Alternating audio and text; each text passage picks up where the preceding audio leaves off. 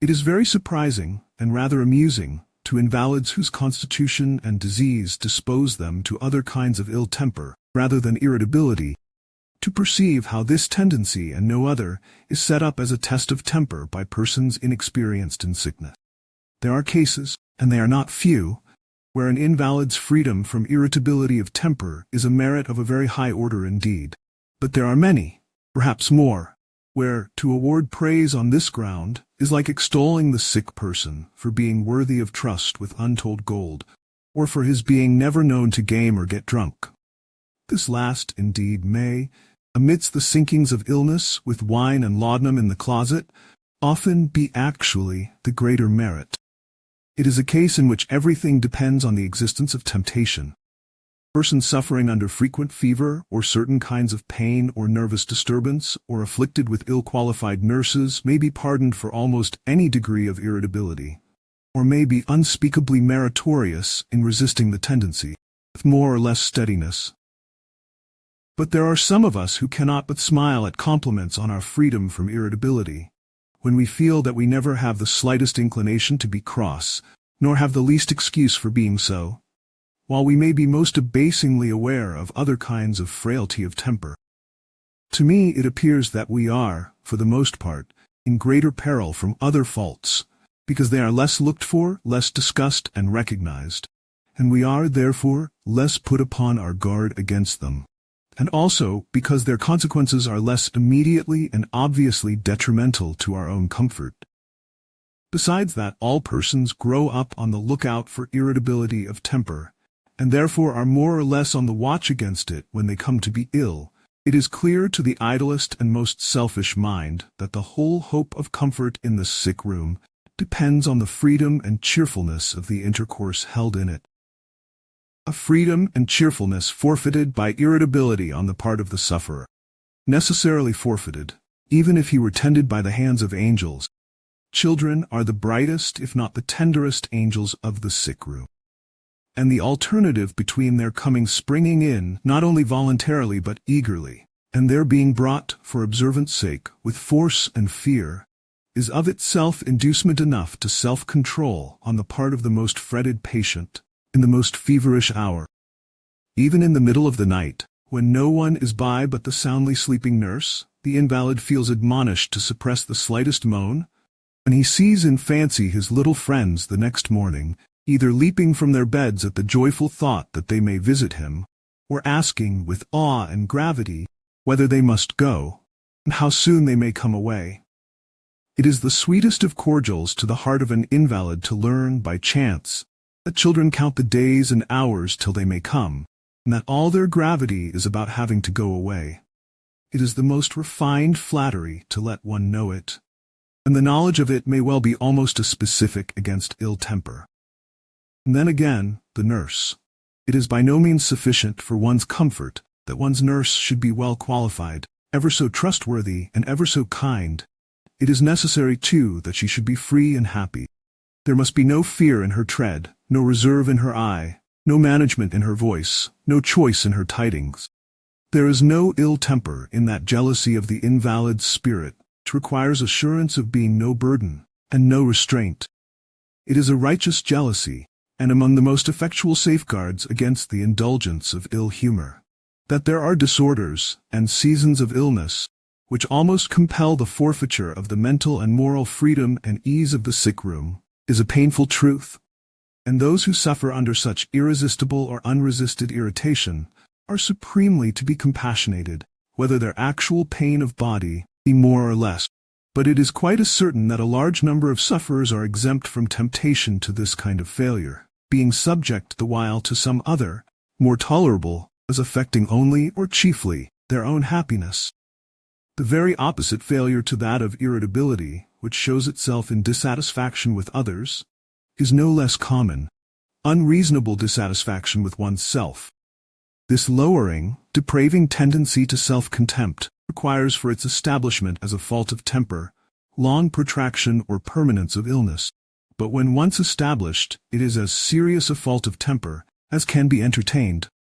Where religious faith and trust are insufficient for the need, This temper is almost a necessary consequence of any degree of mental and moral activity in a sick prisoner. The retrospect of one's own life, from the stillness of the sick room, is unendurable to any considerate person, except in the light of the deepest religious humility and the strongest faith in the all-wise ordering of the moral world, is no more than sufficient to counteract that sickening which spreads from the distressed body to the anxious heart, when intervals of ease and lightness are few and brief. When to the pains and misgivings of such perpetual retrospect are added the burdens of a sense of present and permanent uselessness and of overwhelming gratitude for services received from hour to hour, there is no self-respect in the world that will, unaided, support cheerfulness and equanimity. Without self-respect, there can be none of that healthy freedom of spirit which animates others to freedom, and exerts that influence which is ascribed to a good temper, which removes hesitancy from the transaction of the daily business of life, and so permits life to appear in its natural aspect. Instead of this, where the spirit has lost its security of innocence, unconsciousness, or self-reliance, and become morbidly sensitive to failures and dangers, where it has become cowardly in conscience, shrinking from all moral enterprise, and dreading moral injury from every occurrence, the temper of anxiety must spread from the sufferer to all about him, whether the causes of his trouble are intelligible to them or not. Moral progress, or even holding what he has gained, seems out of the question for one so shaken, for, constantly feeling, as he does, that he cannot afford to do the least questionable thing, every act being questionable in one aspect or another, he can only preserve one incessant shrinking attitude, or the fearful ghost of conscience, instead of bestirring himself to prove and use his new opportunities of spiritual exertion and conquest. This abasement may coexist with the most perfect sweetness and gentleness of speech and manners, and the sufferer may enjoy great credit for not being irritable, and he is in a far lower moral state than often coexists with irritability. One effect deplorably mean and perilous of such a tendency is immediately opposed to the mood which prompts hasty words and complaints. The sufferer's spirits rise in proportion to the pain he experiences. He is never so happy as when he feels his paroxysms coming on, not only because pain of body acts as relief from the gnawing misery of his mind, but because every tangible proof that he is under chastening and discipline conveys to him a sense of his dignity, reassures him, as a child of Providence. From this may follow too naturally his learning to regard pain as a qualification for ease, as a purchase money of future good, a superstition as low and depraving as almost any the mind can entertain. To persons in health and at ease, this detail of the tempers of a sick room may well appear fanciful, irrational, and shocking enough. But the time may come when they may recognize it as true, and, meanwhile, it will be their wisest and kindest way to receive it with belief. It may possibly prove the key, even now, to a mystery which otherwise they can make nothing of, when they see one under tedious suffering, gentle, still but low, when at ease, evidently borne down by speechless sadness, while on the first return of pain the spirits rise, and the more restless is the distressed body, the more at ease does the spirit appear. Such a state may be morbid and perilous, but, the more it is so, the more desirable it becomes that the attending friend should have an insight into the case, and a respectful and tender sympathy with it. As to the remedy, it is easy to say that it is to be found in a cheerful trust in the ordainer of our lot. While no one questions this, who can show how this trust is to be made available at every need, when the workings of the spirit are all confused, its vision impaired, and its powers distorted? The only advice that even experience can give in such an instance is to revive healthy old associations, to occupy the morbid powers with objects from without, and to use the happiest rather than the lowest seasons for leading the mind to a consideration of its highest relations. As the case is opposite to that most commonly discoursed of in connection with the sick room, so must a wise ministration be also opposite to common notions. The appeal must be, in seasons of ease and enjoyment, to the sense of dependence on God, and in times of mental distress, principles of endurance and self-mastery. Other tempers of the sick room are more easily understood by those without. The particularity about trifles is one, This, though often reaching a point of absurdity, should be scrupulously indulged, because no one but the sufferer can be fully aware of the annoyance of want of order in so confined a space and range of object. A healthy person, who can go everywhere at pleasure, leaving litters to be put away by servants during absence, can have no idea of the oppression felt by a feeble invalid when looking round upon the confusion left in one little room by careless visitors. Chairs standing in all directions, books thrown down here and there, and work or papers strewed on the floor. It is easy to laugh at such trifles, easy to the invalid himself at times, but if any healthy person will recall his feelings during convalescence from any former illness, he will remember the sort of painful sympathy with which he saw the servants going about their work, how his frame ached at hearing of a long walk, or even at seeing his friends sitting upright upon chairs. If he considers what it must be to have this set of feelings for life, he will think the particularity of the invalid not only worth indulging, but less absurd than in the eye of reason it appears. And if it be too much to expect of men, it may be hoped that women visiting the sick may be careful to leave the spaces of the room clear, not to shake the sofa or the table, to put up books upon their shelves, and leave all in such a state that the invalid may, immediately on being left alone, sink down to such rest as can be found. No one challenges this particularity when it relates to ours. The most careless observer must know that it is illness of itself to a sick person to have to wait for food or medicines, or to be put off from regular sleep. Meantime, the invalid cannot keep too careful a watch upon the increase of his own particularity, his refuge in custom. There is something shocking to us invalids when we fix our meditation upon this, in our attachments to our own comfort, and cowardice about dispensing with them. I have myself observed, with inexpressible shame, that, with the newspaper in my hand, no details of the peril of empires, or of the starving miseries of thousands of my countrymen, could keep my eye from the watch before me, or detain my attention 1 second beyond the time when I might have my opiate. For 2 years, too, I wished and intended to dispense with my opiate for once, try how much there was to bear, and how I should bear it. I never did it, strong as was the shame of always yielding, and I have now long given up all thoughts of it. Moreover, though as fully convinced as ever of the moral evil and danger of being wedded to custom and habits, I have now a far too decided and satisfactory impression that the sick room is not the place for a conquest of that kind, and that it is enough if the patient breaks through his trammels when he casts off his illness, and emerges again into the world, which is the same thing as acquiescing in the invalid for life being a lifelong slave to custom and habit. Bad as this is, I do not see how it is to be helped, for the suffering and injury caused by irregularity of methods and uncertainty of arrangements in the sick room seem to show that freedom of this kind does not belong to an invalid life. And perhaps the most that ought to be required or desired of the sick person is, rather to welcome than complain of any necessary interruption to his ways, by a change of nurse, or other accidental interference with ordinary comforts, not to extend his particularity beyond the bounds of his own little domain, and no more to expect the healthy and active to be, in their own homes, as strict and punctual as himself, than to desire the servants to leave off rubbing tables and lighting fires, because it makes his frame ache to think of such work.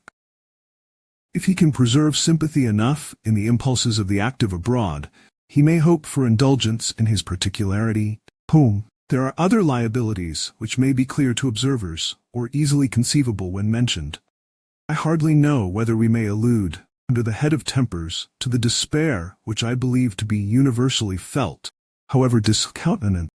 by all on the assault of very severe pain. The reason may speak, and even through the lips, open courage, but the sensation of which I speak is peculiar, so peculiarly connected with bodily agony that I cannot but believe it felt wherever bodily agony is felt. It has nothing to do with the courage of the soul, affords not the shadow of contradiction to patience, fortitude, religious trust. I mean simply that when extreme pain seizes on us, down go our spirits, fathoms deep, and though the soul may yet be submissive and even willing, the sickening question rises, how shall I bear this for 5 minutes? What will become of me? and if the imagination stretches on to an hour, or hours, there is no word but despair which expresses the feeling.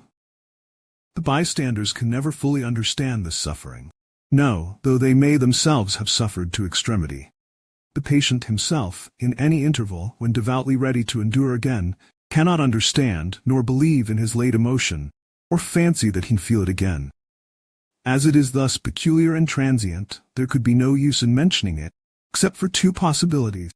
that some sufferer may, in the moment of anguish, remember that the sensation has been recognized and recorded, and that attendants on witnessing a sudden abasement of high courage, on seeing horror of countenance succeed a calm determination, may remember, at the right moment, that there is that passing within of which they can have no conception, and certainly no right to judge. I might add, as a justification for allusion to so painful a subject, that it may teach us to honor in some less faint degree the strength of soul of those who with any composure die of sheer pain, of the most torturing diseases.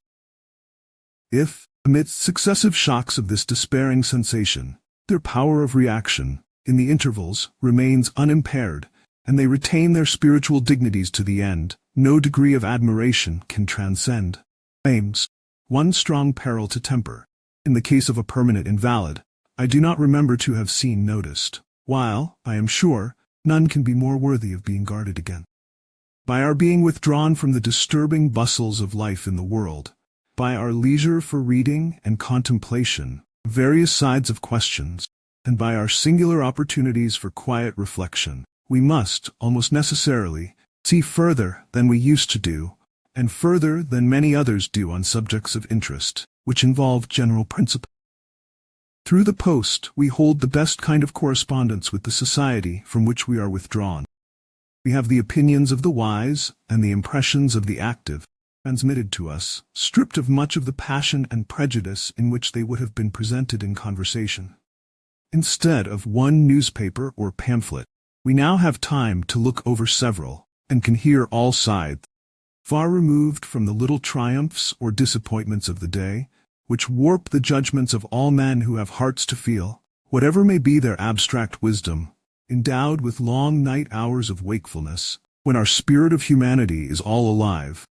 Permitted sequestered days, when our review of historical periods may be continuous, and when some great new idea, a stalactite of long formation, at length descends to our level and touches our heads, or a diamond of thought, slowly distilled, drops into our hand as we penetrate and explore.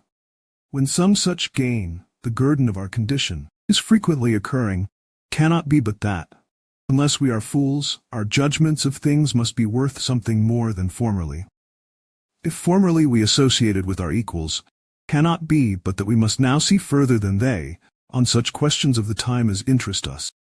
Such divergences of opinion as hence arise require care on the part both of sick and well, if a perfectly just and generous understanding is to be preserved between friends. The liability of us sick is double.